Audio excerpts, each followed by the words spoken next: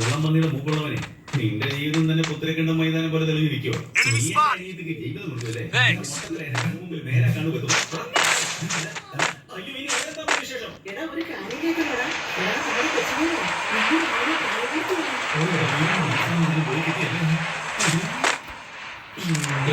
എന്നെ നോക്കുന്നത് ഞാൻ അത്രക്കാരനല്ല.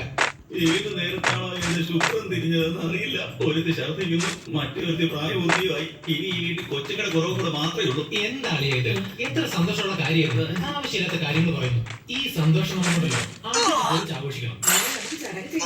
ചടങ്ങല്ലേ നോക്കിയേ, ആരും കുറച്ച് നല്ലെണ്ണയും മുട്ടയും കൊടുത്തിട്ട് തലവഴി ഒഴിച്ച് ആ ചടങ്ങ് തീർത്തേക്ക്. പറയുന്നത് കേട്ടോണ്ട് എല്ലാരും കൂടെ അങ്ങ് പോയേക്കുവാണോ? ഇങ്ങനെ ഒരു സന്തോഷം വീട്ടിൽ നടന്നാല് എന്തിനാ എല്ലാരും ചെലവ് ചെയ്യുന്നത്?